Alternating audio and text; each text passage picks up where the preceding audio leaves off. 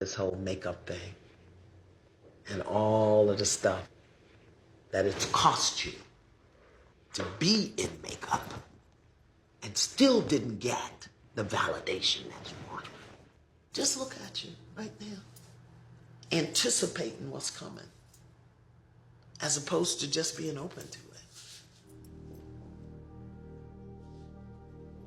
Now I'm uncomfortable. Good. What do you need to become comfortable? I don't know. Ask yourself. That's where your healing is. Okay, so let's do this. Drop your hands to the side. Close your eyes. And feel what you think is gonna happen. Miss Christina, what are they gonna say about the fact that you're sitting in the midst of your healing with no makeup on?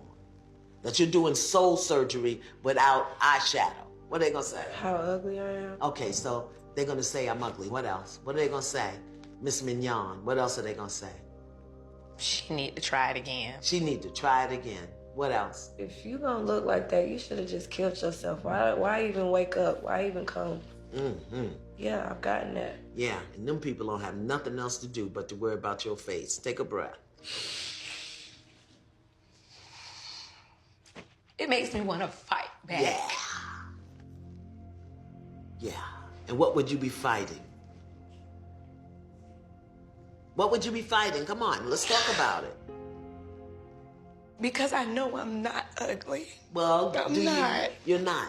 But you believe you are. Hear I me. believe I am. Yeah. Yeah. And so what? So what if you're ugly? So the hell what? They're gonna abandon you. They're not gonna believe you. They're gonna talk about you. They're gonna reject you. The question is, how are you gonna handle it this time?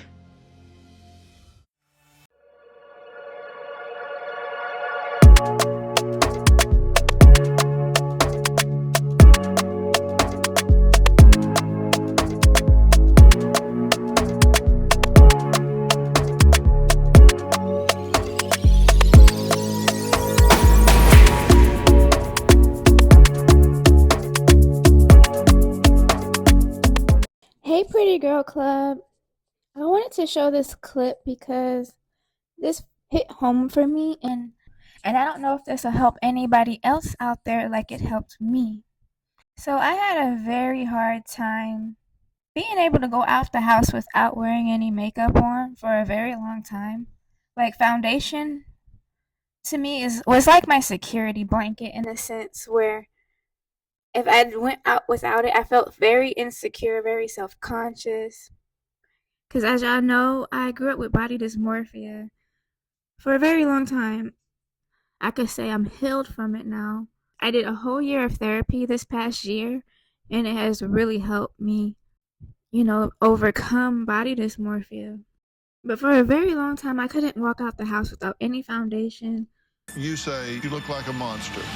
What is going on? I just feel gross. Game of Thrones, Sophie Turner's own battle with body image. I used to get a lot of comments about my weight. I have a big nose. I just got very self-conscious. I felt very alone. I'm here early in my makeup chair, getting ready for my first show of the day.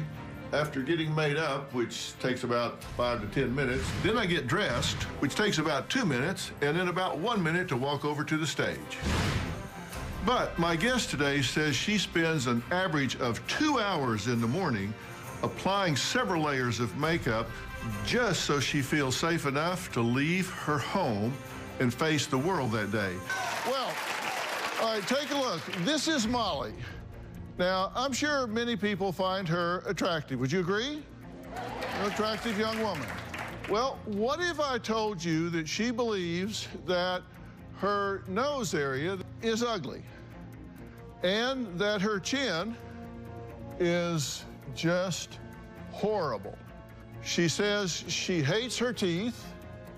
She feels like her stomach, which she hides by draping it, is unattractive. And she says that she has man hands. So you can see that she hides those as well. Now, she also believes that her skin is too pale, so she has to tan about 3 times a week. She also told my staff that she looks like a monster. That's what she sees when she looks in the mirror. Take a look. To say the least, I'm obsessed with the way I look. It just runs my entire life. People tell me I'm beautiful, and I just don't believe them. I tell Molly all the time, girls would die to look like you. When I look at people like J-Lo or Carrie Underwood, they are perfection. I don't like my nose, I don't like my lips, I don't like my smile, I hate my teeth. One time I tried to file them down with a nail file. It was pretty painful. There's really not one part of my body that I like. In order to deal with what I don't like about my face, I just wear makeup all the time.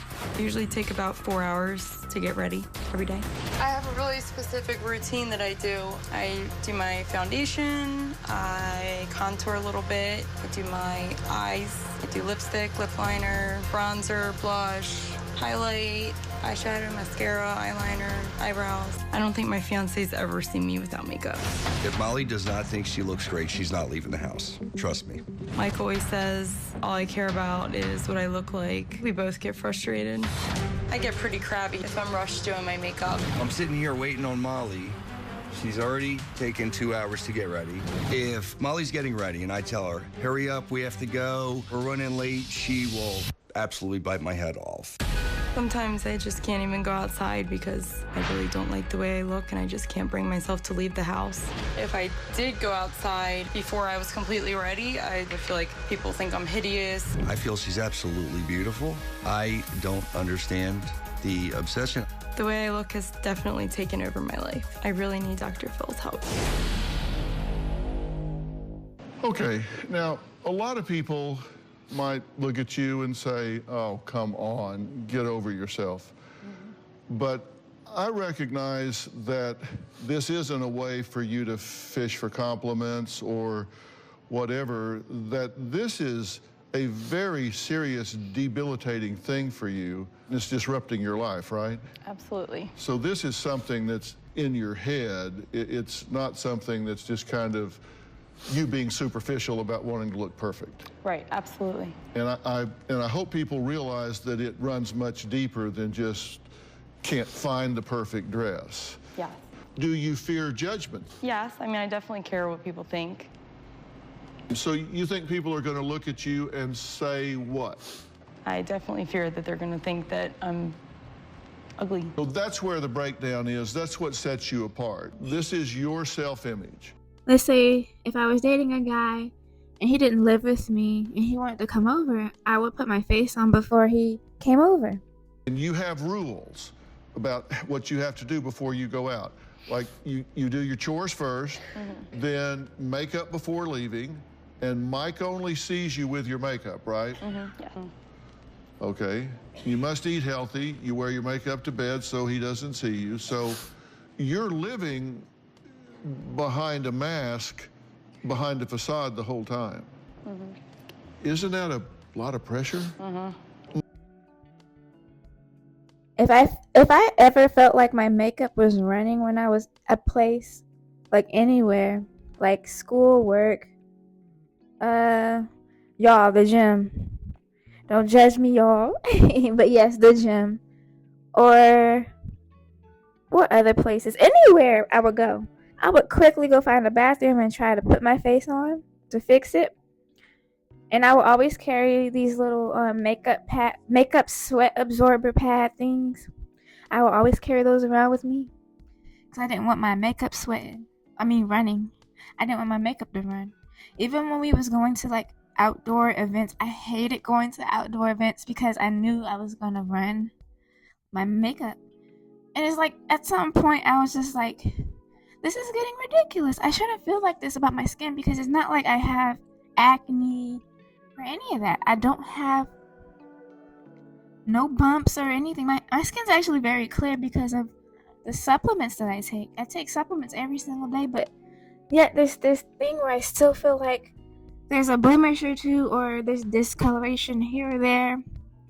Like I have like the little discoloration underneath my upper lip, and it makes me very self-conscious. That's one of my most insecure areas on my body. The upper lip is like darker up there. So it's like I try to color correct that area. And sometimes when my makeup would run, the red would start to show and seep through. And I had to learn how to fix that by using like setting spray and setting powders. But it got real bad, y'all. My my body dysmorphia got real bad. Like I started to become more obsessed with how I looked than anything. And I knew that wasn't normal. So Middle school was when I really started trying to do things to look different. She would put on so much makeup that we would joke and refer to her as an Oompa Loompa from Charlie and the Chocolate Factory. She wore so much makeup on her face that her face was actually orange. Yeah, I just don't feel good about myself. I'm very concerned that her issues getting more and more intense and that it's consuming her life and affecting her daily activities. like in 2023, I asked my therapist, I asked my doctor, can I see a mental health doctor for body dysmorphia?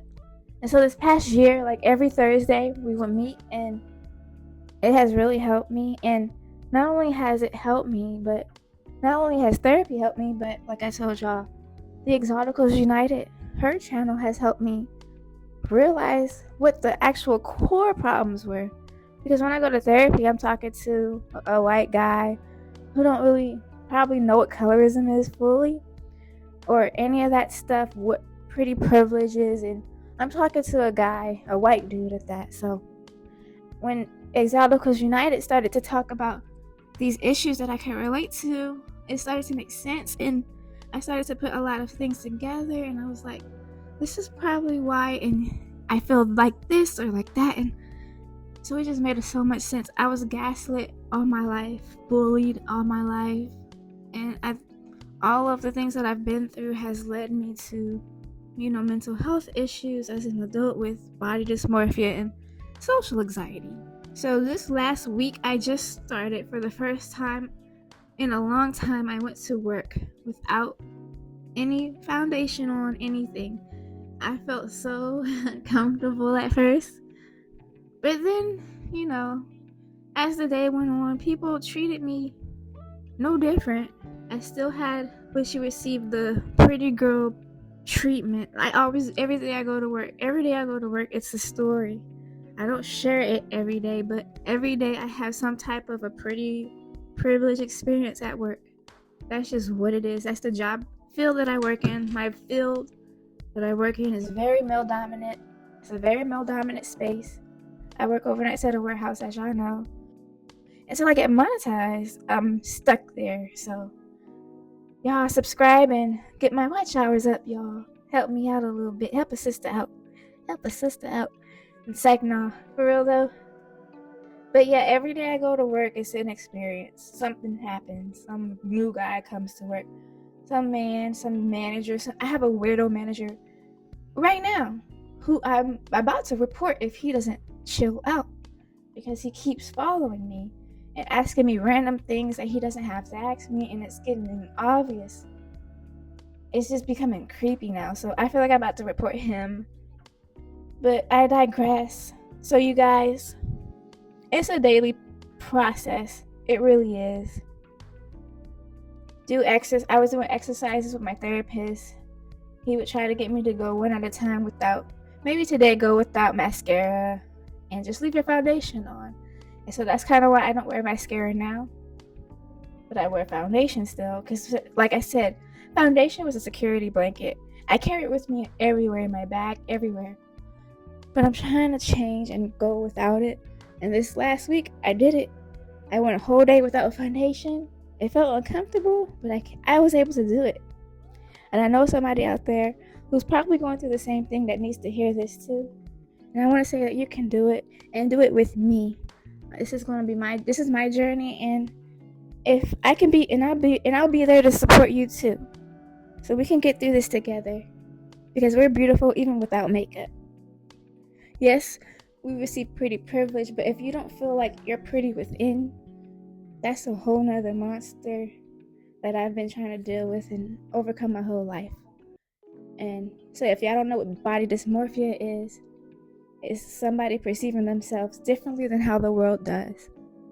It's like we see ourselves in an altered view than the world sees us. But I just accept the fact that people treat me how people treat me like I'm pretty, so that's I'm literally feeding off of other people's validation, but I'm trying to learn how to love myself. And that's what this whole journey is about for me. If you're on the same journey with me, subscribe to the channel and let's grow together. Thank you guys for listening. Comment, tell me what you think, and I will see you guys in the next episode. Thank you for listening. I asked you a question early on. I said, when you go out and you fear judgment, I said, what do you say to yourself? And you said, I don't know. And I want to explain to you what we're talking about here is you're having a conversation with yourself as internal dialogue. When we think things so much for so long, we get into something that I refer to as automatic thoughts. We talk at 125 words a minute, but we think at 12 to 1,400 words a minute. So what you have to do is you have to sit down and unpack my automatic thoughts. I'm going to write them down and I'm going to figure out what is it I'm saying to myself. And then challenge it and say, is this accurate? Does this fit reality? And if it doesn't, can I generate an alternative to it that is authentic? This kind of thing can affect people that you just would never think. By now, you're 17, so you're 4 years on Game of Thrones. Yeah. Before you start getting depressed. It only started to kind of go downhill, I think, when I started to like hit puberty and I was gaining weight, and then there was like the social media scrutiny and everything. That was when it kind of hit me. Did social media cause you to get depressed? I think it definitely was a bit of a catalyst. You see 10 great comments and you ignore them, but one negative comment and it just like throws you off. And it never occurred to you that 99% of the girls in the world would love to be you? I count myself as very lucky for that, but I don't think I viewed myself as worthy of anything that I was doing. When someone tells you they love you every day, it makes you really think about why that is, and I think it makes you love yourself a bit more. So yeah, I love myself. Yeah. You know, someone like you that is an absolute icon to your generation, that is transparent about mental health issues, can save thousands of lives. Think about how many girls, 8th or 9th grade, parents go in their room and find that they've hung themselves in their closet because they've been bullied on social media. Yeah. And think about how many girls won't do that because of what you've said. How many parents will open that door and their girl will be sitting on their bed instead of hanging in the closet because of what you've said?